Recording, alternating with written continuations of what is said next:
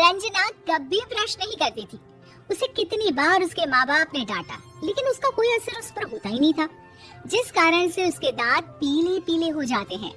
शादी के बाद। अरे बहू, वैसे तो तुझ में कोई कमी नहीं है, पर तेरे दांत इतने पीले कैसे हैं बेटा? कैसे है मतलब? कोई सर्जरी थोड़ी ना कराई है। वो तो क्या नाम, मैं ब्रश नहीं करती थी तो पीले हो गए। अब क्या करूं? आप कहे तो लाल करवा लूं या फिर काले? यार ये क्या है, क्यों माँ से लड़ रही हो? लड़ रही हूँ? अरे मैं लड़ रही हूँ या ये बोल रही है कि दांत पीले हैं, पीले। अरे तपस्या थोड़ी ना की है इन्हें पीले करने के लिए। बकायदा ब्रश नहीं किया है 20 साल तक, तब जाकर। छी, कैसी बात कर रही हो? ये उस वक्त तो पीले नहीं थे जब हम लोग तुम्हें देखने आए थे। अरे तब साफ करवा लिया होगा डेंटिस्ट के पास जाकर। अब देखो कैसे पीले पीले लग रहे हैं।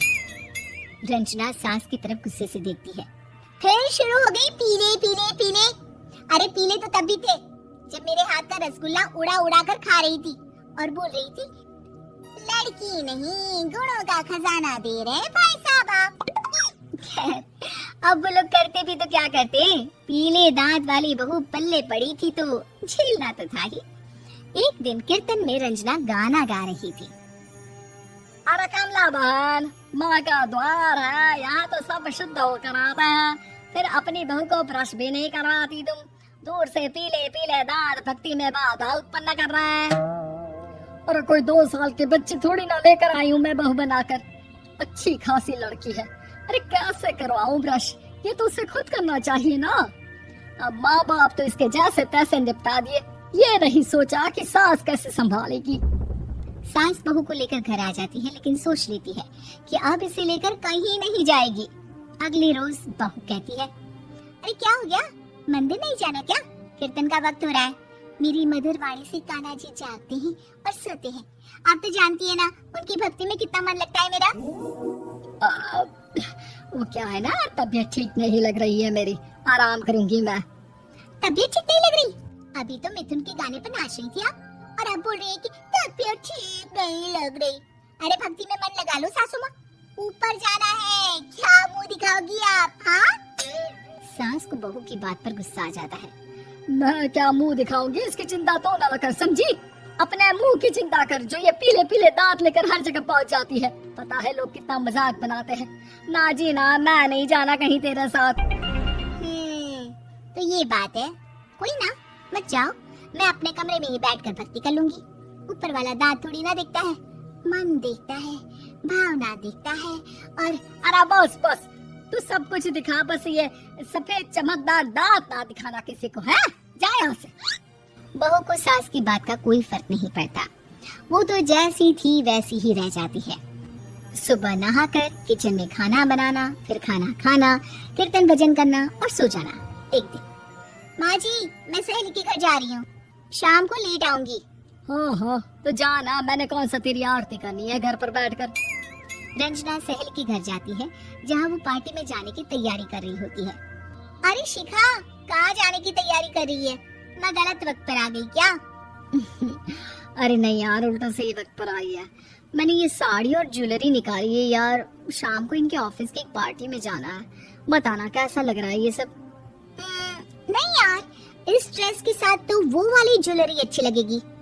हाँ हाँ सही बोल रही है, मैंने ध्यान ही नहीं दिया। वैसे तो हमेशा से मस्त फैशन सेंस रखती है, तो बड़ा जाती होगी ना पति के साथ पार्टी में। रंजना कुछ नहीं बोलती, बस सोचती है कि यार काश ये बात सही हो जाती, पर मैं क्यों नहीं जाती पार्टी में? क्या इन लोगों की कोई पार्टी होती नहीं होगी? रंजना घर आती है और रात में पति से सवाल करती है, एक बात बताइए, आप मुझे किसी पार्टी में क्यों नहीं ले जाते?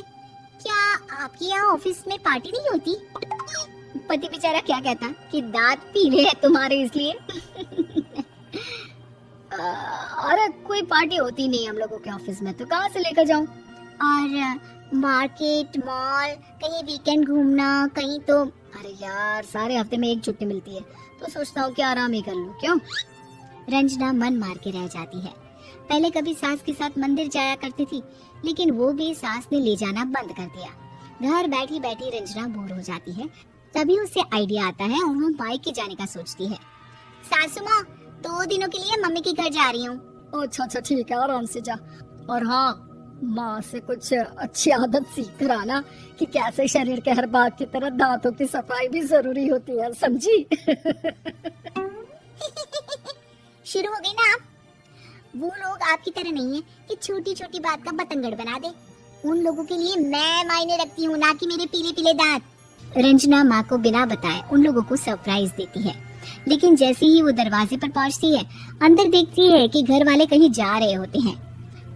माँ, काश रंजना दीदी के दांतों वाली प्रॉब्लम नहीं होती तो वो भी हम लोगों के साथ चलती ना बुआ जी की बेटी की शादी में। हाँ बेटा, लेकिन अब उसे कौन समझाए कि उसको उसके पीले दांत नहीं दिखते, लेकिन उसके आसपास के लोगों को कितना एम्बैरेसिंग फील कराते हैं। मुझे तो कितनी बार उसके स्कूल की टीचर ने शिकायत की कि उसके साथ कोई लड़की बैठना भी नहीं चाहती, और ना ही कॉलेज में कोई उससे बात करना चाहता था। लेकिन पता नहीं क्यों उसे ये बात समझ में ही नहीं आती। कोई कमी नहीं है उस लड़की में, बस यही के दांत पीले हैं। वो तो भला हो जीजाजी और उनकी माँ का, जो दीदी को जैसी है वैसे ही रखा हुआ है। रंजना को अपने घर वालों की बात सुनकर बहुत दुख होता है। वो सोचती है कि वो क्या करे, लेकिन फिर वो सीधा डेंटिस्ट के पास जाती है, अपने दांत चमकाती है और कसम खाती है कि वो रोज ब्रश करेगी। अरे क्या हो गया, तुम तो 2 दिनों के लिए गई थी ना, पर कोई ना, अच्छा है चलो आ गई तो। रंजना सास के सामने आकर खड़ी हो जाती है और पूरी स्माइल करती है, उसकी चमकदार दांतों को दिखाती हुई। हैं? चले मंदिर। माँ मुझे माफ कर दीजिए, मैंने आप लोगों को बहुत एम्बैरेसिंग फील करवाया। मैं आज से रोज ब्रश करूंगी।